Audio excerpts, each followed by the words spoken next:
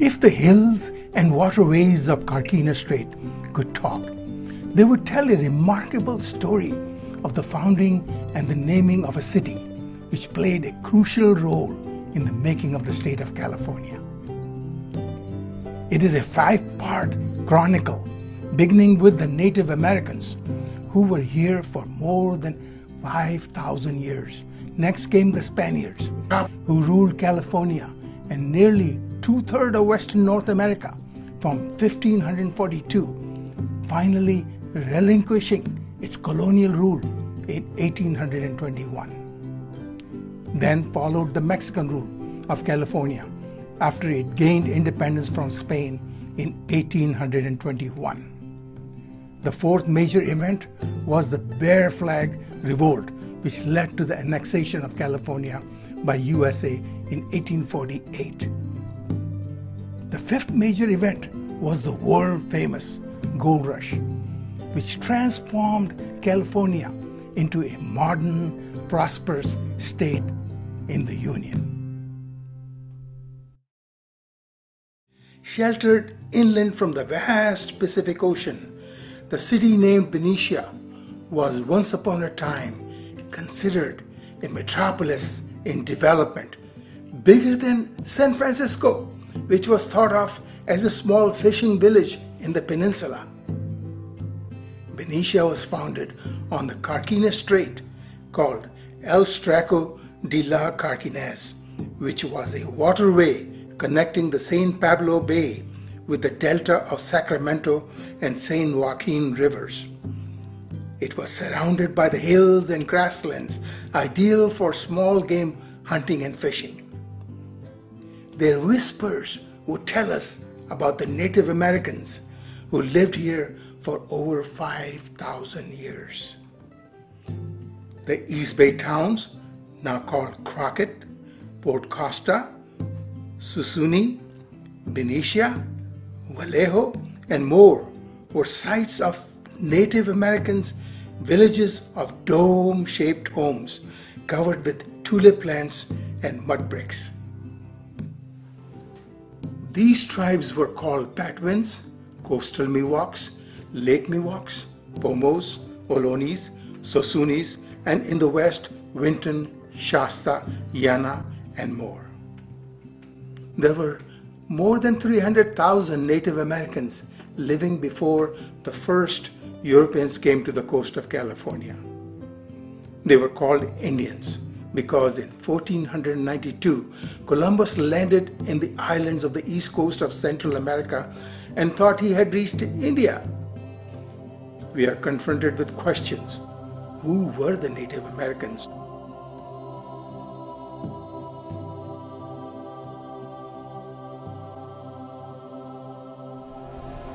The Native Americans indigenous to this local area were the Patwins. They were part of the Winton language family group. Prior to European contact, California had the highest density of Native American populations north of Mexico because of California's temperate climate and easy access to local food sources. Well, history documents the arrival of the Spanish Franciscan missionaries in the 1760s, and along with the Spanish military, they basically persuaded or coerced the Native Americans to convert to Christianity. And then they relocated the Native Americans to their Spanish mission ranches, where they used the indigenous peoples as inexpensive, cheap farm labor. In combination with the elimination of their eco-food system and the subjugation into basically indentured servants, they had no choice but to remain within the missions. When Mexico gained independence from Spain, the Mexican government gave over the lands, the mission lands, to private landowners, and the landowners managed to enact legislation that basically took rights away from the Indians and gave them increased power and authority over those natives.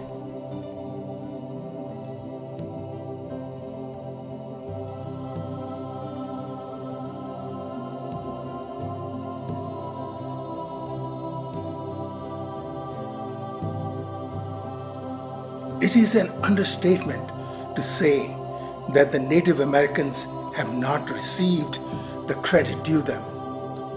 They lost their land and their communities, their home, their families, and their way of life. There is no question, however, they were the first to discover the land, first to see and walk the trails, the first to cross the rivers, valleys, and mountains of the West, and lived harmoniously with their environment. The Native Americans were responsible for the exploration of the West and later showed the Europeans what they had learned as their guides and helpers.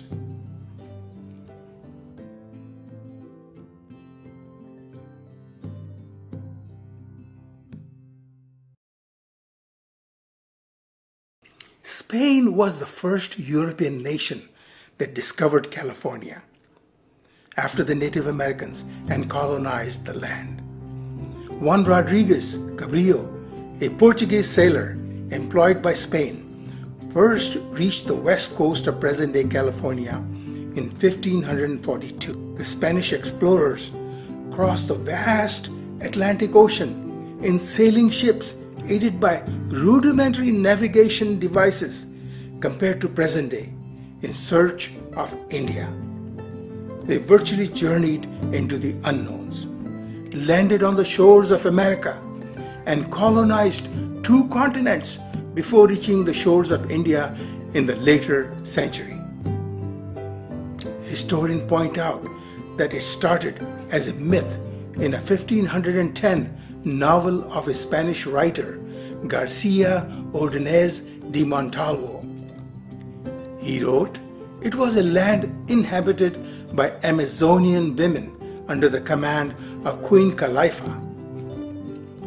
According to him, the land was an island northwest of Indies near the terrestrial paradise, abounding in gold and treasures. The prose romance mentioned the name California for the first time.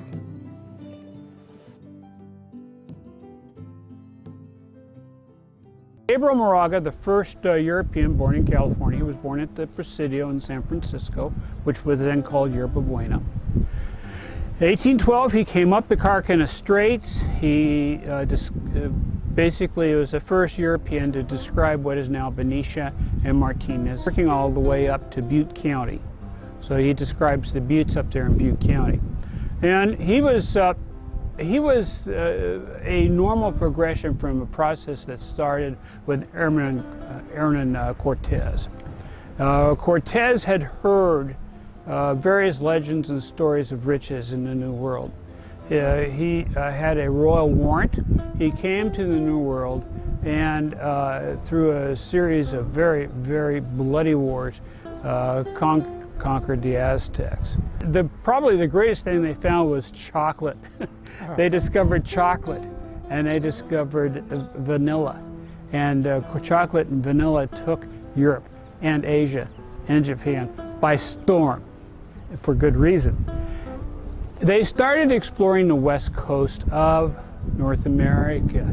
And the first person to explore it was, of course, Francisco de Ulla in 1539.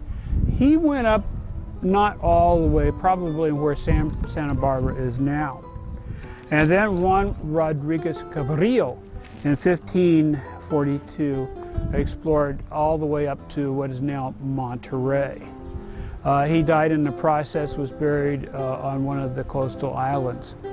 And he, of course, reports of his explorations went back to Spain. The big watershed for California, pardon me, was the visit in 1579 Sir Francis Drake. Sir Francis Drake was an explorer who was operating under a letter of marque from Queen Elizabeth I of England. She financed this. And England was very much interested, and the Crown was very much interested in new markets and new territories, new colonies. She achieved that with Francis Drake. He came back and described California. and he described it in terms of agriculture. And agriculture was very important, of course. In 1769, the Jesuits of Spain established the first Jesuits mission in San Diego. They provided the northern flank of Spain against potential encroachment of Alta California by Russia. They built 21 elegant mission churches, ran flourishing ranches, employed Native Americans, often forcefully, and operated the cottage industries. They explored and mapped the land, providing training to scholars in theology, studied fauna, flora, landscapes, and recorded reports for Jesuits in Rome. The power to govern, including the control of soldiers, bypassing Viceroy in Mexico, slipped into the hands of Jesuits. The good news was that they were protecting Native Americans from exploitation by other invaders. With the ascension of King Carlos III to the Spanish throne, the Jesuits were looked upon as a state within a state, a threat to the Spanish authority. Moving northward, and after more than 230 years of landing in Baja California, the Spaniards finally discovered the San Francisco Bay. Jose Canizares and Juan Manuel de Aya of the Spanish expedition entered the San Pablo Bay on August 5, 1775, through the entrance now called Golden Gate.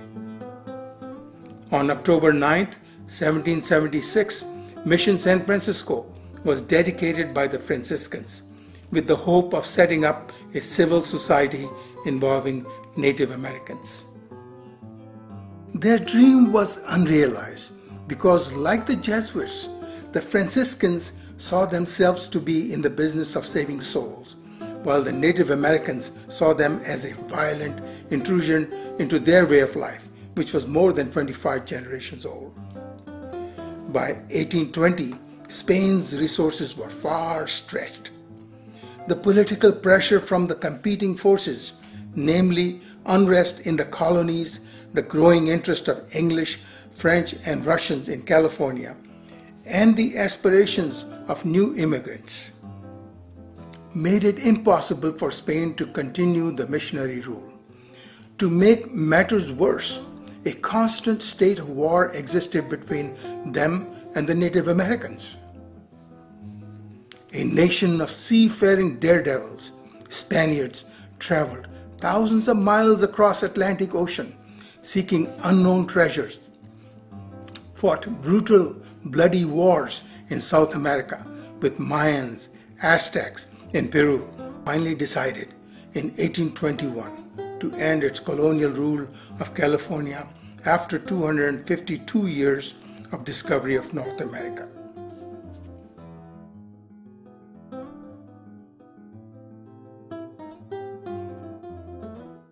When Mexico gained independence from Spain in 1821, the Spaniards gave up governance of California to Mexico. In 1824, Mexico became a federal republic and declared both Baja and Alta California as territories of Mexico. The brief period between 1821 and 1846, when the United States annexed California, many important changes occurred. Leading the change was a prominent Mexican, Don Mariano Guadalupe Vallejo. He influenced the events for the next 25 years to the California becoming the 31st state of the United States. How larger-than-life General Vallejo established this area and made it possible for America to become part of this nation, part of this state actually, and then moved on to bigger and better things from California. Well, I'd love to, and I would hate to say this, but not all descendants are historians. I like to think of myself as an independent historian who has studied the family for the last 25, 30 years. And when I think about Francisca Benicia and the general, I always like to think of them in their own time. And I like to try to look at them from a perspective of their time and kind of look at who were their peers to give their story. The general wrote his cousin Carrillo in about 1858, "I must write the history of my people, lest we disappear and be forgotten." For people were writing the history of California, but not the true history. And the true history goes back to the 1500s when most of northern America, 2/3 of it, were under Spanish domain. From Peru to California, 3 to 5 million people were under the empire of Spain. And what was the status of Mexico at that time when Spain took over this whole area? There was no Mexico. There was a Mexico City. And then in about 1810, it began the people in what was Nueva España began to feel that they wanted their own separation from the mother Spain. And so it became then the sovereign country of Mexico. But until then, it was Nueva España, New Spain. New Spain, yes. And that extended, in a sense, all the way from Europe to here, across the ocean. Oh, absolutely. The Empire of Spain was one of the biggest naval, and the rules and regulations, how they built the presidios, they were Catholic. So it was a Catholic nation from Peru all the way up through Texas, those states, and California. Yes. And it was all Spanish speaking, plus the Native American languages. Let's talk about achievements of General Vallejo in taking this desolate piece of land that was here and setting the stage for the development and evolution of modern society. It has underpinning in the rule that was here through General Vallejo and the Spaniards who were here. Well, it actually started when Juan Bautista de Anza brought 240 colonists 1,800 miles up to found San Francisco. And in that one day, the area went from hunter-gatherer to the industrial age, for they brought metal, they brought leather, they brought their way of living with them. And those are the ancestors of both Francisca Benicia and the general. And so both of those two were also born into military families. They lived in presidios, almost like if you went to a military life Academy. Today. Yes. Yeah, or the bases. And the general entered the military at a very young age, but he was very ambitious, and he was also nurtured to come up through the ranks very quickly, and also politically. He was being groomed to take a political life. So he learned all kinds of things along with his friend Castro in Alvarado. They were exposed to the port in Monterey, where they met people from outside. In the end, the general learned English, French, Italian, and he spoke 6 different languages. By the time the missions were secularized and the padres were repatriated to Mexico City or Spain, California discovered a new social order. The land grants by Mexico to rancheros became the new development.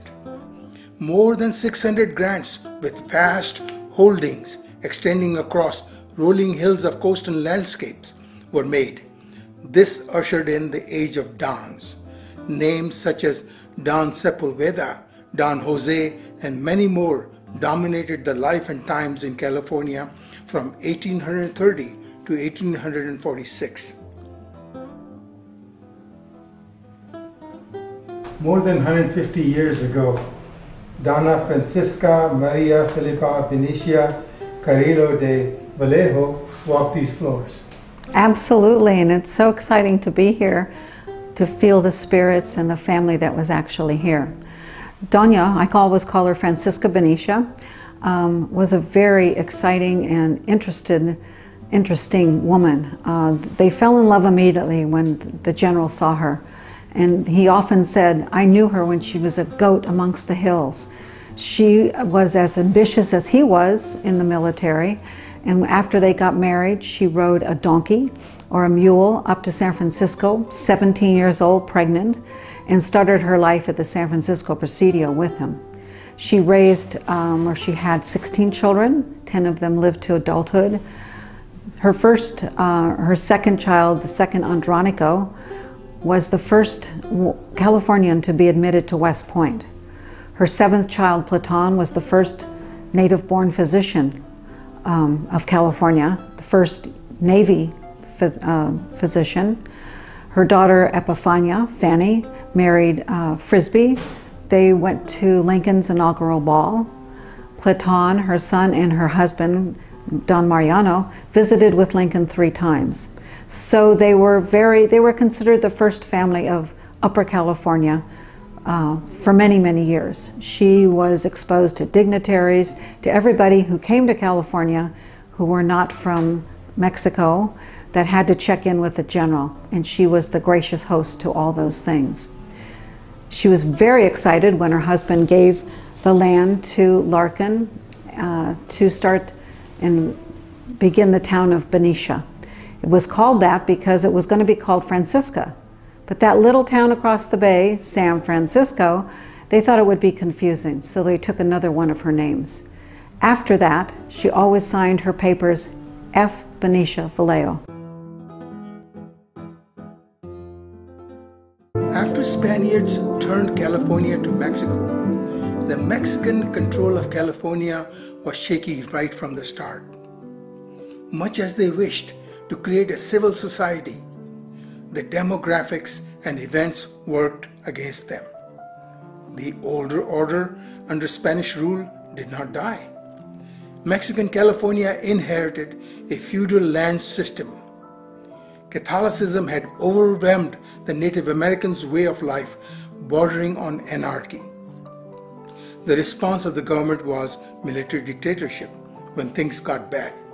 As a result, local political order never developed. To make matters worse, the padres with connection to Franciscan order from Spain ignored Mexican military, making the governance difficult. The residents, Californios, who were landholders of vast ranches in 1831, attempted to declare independence. Vallejo became the rule of law during these years. He encountered battles with Native Americans, managed the rancheros while controlling the flood of American immigrants arriving from the east. As a native-born Californio, he was one of the most effective soldier, entrepreneur, and a ranchero, and a politician. He represented the best of Spanish and Mexican California in his efforts to establish a civil society. He accommodated newly arriving American immigrants. He intervened to free one of the early groups of immigrants classified as illegal immigrants who camped out at the foothills of Mount Diablo. They had no passport from the Mexican consulate in the east, were considered illegal immigrants and prisoners of Mexico. While changes were occurring for better, there was dissatisfaction brewing among the California population, namely the Native Americans, the rancheros, and the new immigrants.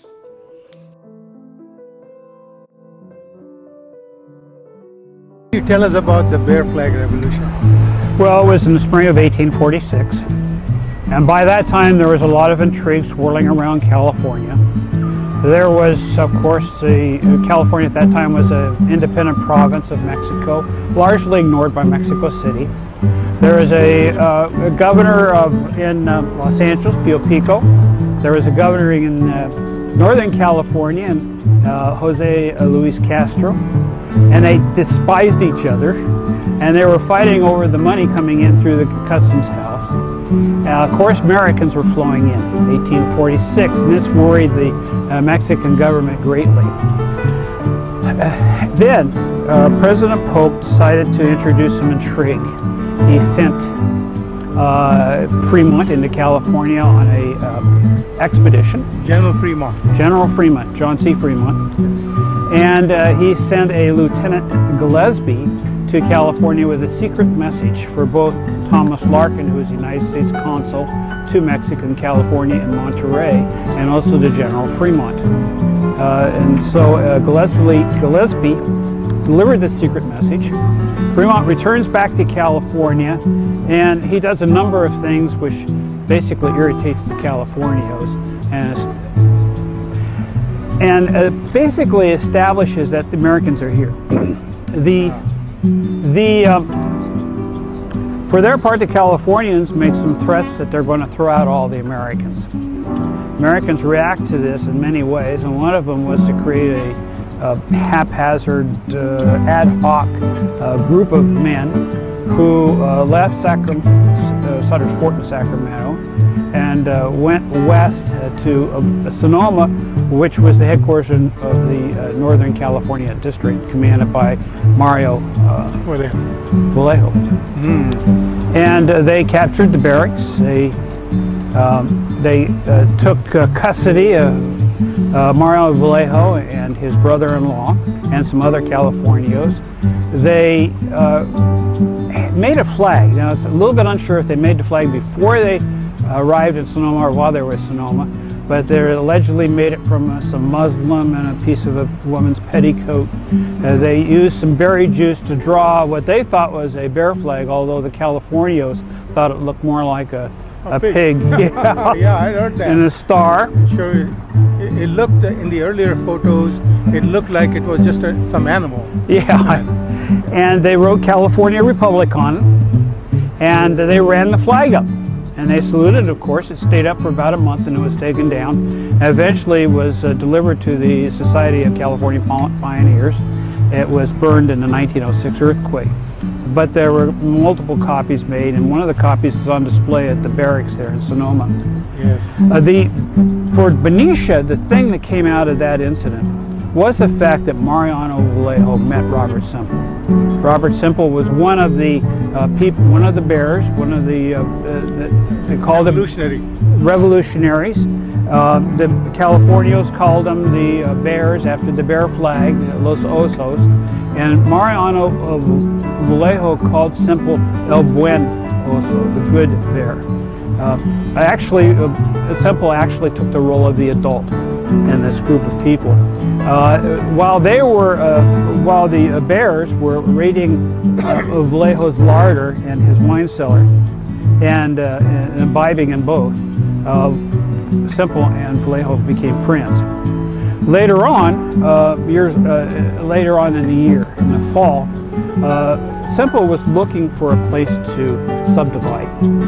He first looked across south of here in Martinez, but the family was not interested in selling their property subdivided. On the other hand, Vallejo was working a number of land deals. He was subdividing what became Vallejo with the assistance of his son-in-law Frisbee. In Semple, he saw a chance to subdivide part of his Rancho Soscal, so they subdivided it into what is now Benicia, named after Vallejo's wife, Francesca Maria Felipe Benicia Carrillo de Vallejo. Wow, big long name. Yes. A question. Sure.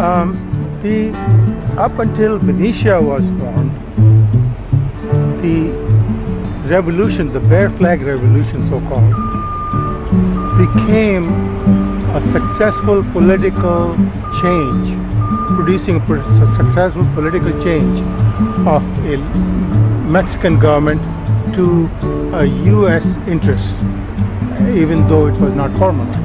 It was a spark. For one thing, it gave us our state flag.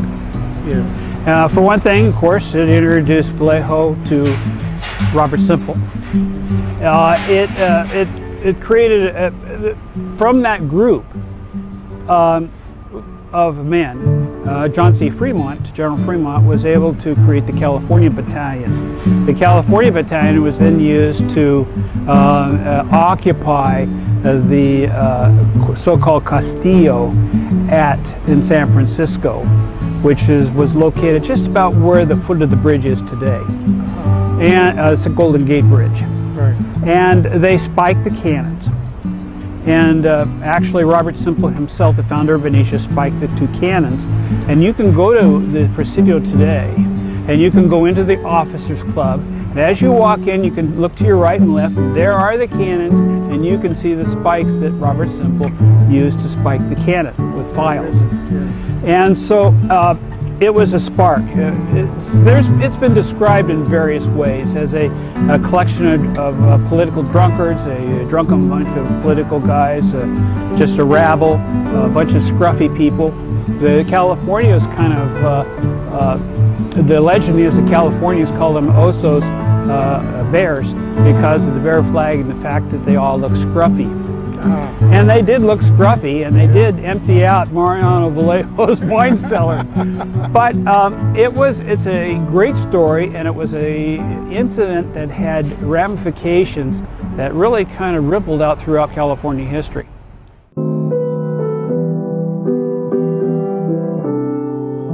In the early 1848, a man named Charlie Bennett accidentally leaked news in Benicia's Von Pfister's adobe store of the gold discovery at Sutter Mines.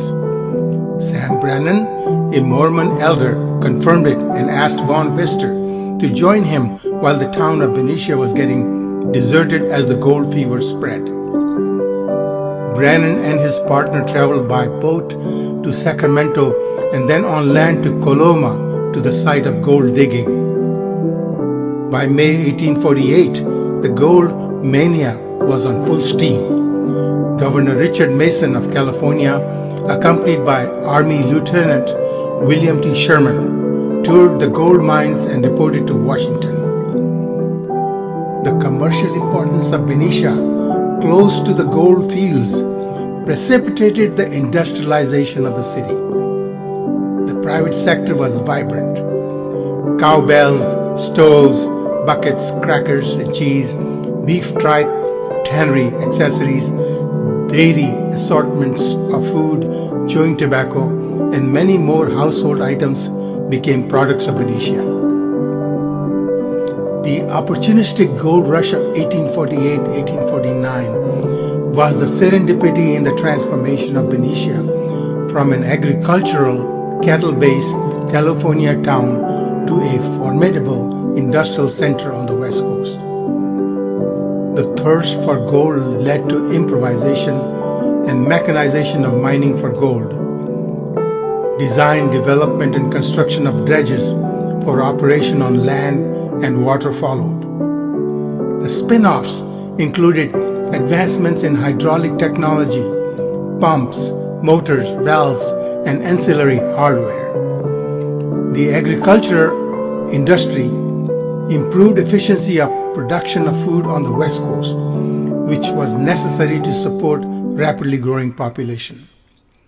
Western Creamery in Benicia was a supplier of the famous Iselton butter on the West Coast. Next came the transportation changes, with rapidly replacing animal-powered operations with steam engines and railroads. We were an inland port, we were a deep water port, and we had land available.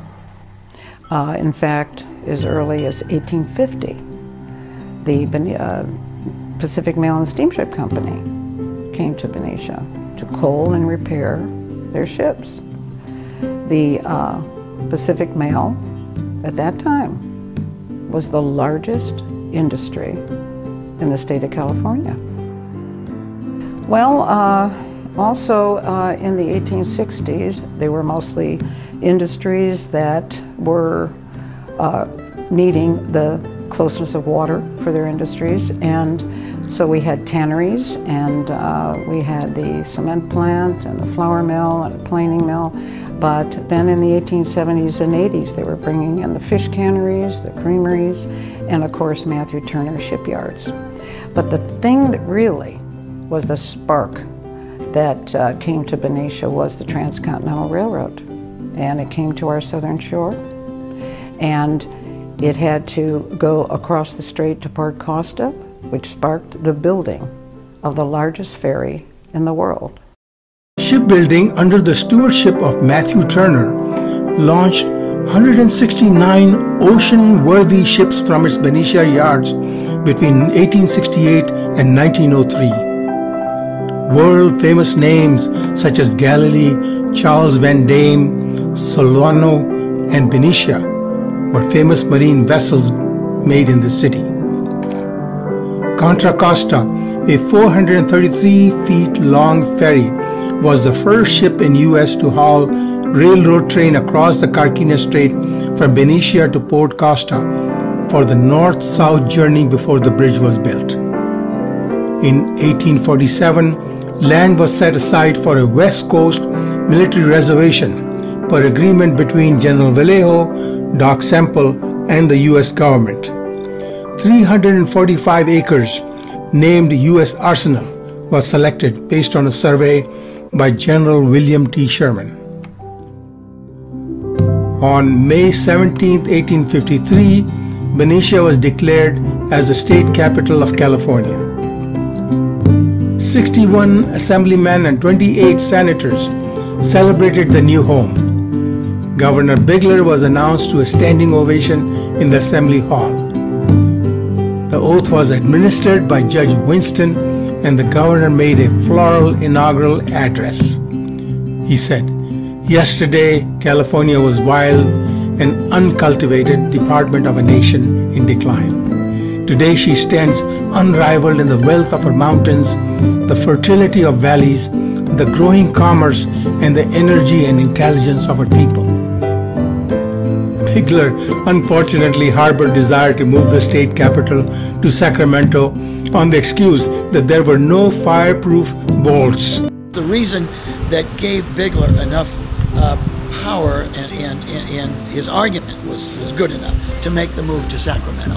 And there again was the gold rush. The argument that Bigler made to the Senate and the Assembly here in Benicia was that the gold rush was causing the population center to move eastward to Sacramento Valley and the foothills. And his argument was, of course, we need to locate the capital closer to the people. So he got them to vote. And there were 27 senators seated downstairs here in the building, 63 assemblymen upstairs. With all of his arguments, lobbying and arm twisting, he won by a 2-vote majority in the Senate and a 3 or 4 vote majority upstairs in the Assembly. They took no time at all. Within days, they loaded everything on board boats out here in the Carquinez Straits, themselves, furniture, equipment, and they sailed on up the Delta to Sacramento to remove the capital up there. So, this is the story of the city named Benicia as told by human events and the pages of California history.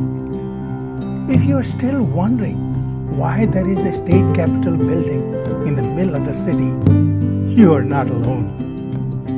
The state capitol building is like a sentinel, a silent testimonial to all the immigrants, Native Americans, Spaniards, and Mexicans who shed their sweat, tears, blood, and lives in the transformation of a desolate piece of land on the West Coast into the 7th largest economy in the world. Many cities, towns, and places of interest have been named after prominent leaders, founders, personalities, and rulers in history. The city named Benicia was named by General Don Mariano Guadalupe Vallejo out of devotion, deep regards, and love for his wife, Donna Francisca Maria Filipa Benicia Carrello de. Since its founding, the city has made remarkable contribution to the development of California. These achievements were first for the state and some for the nation. Here is a partial list of these accomplishments.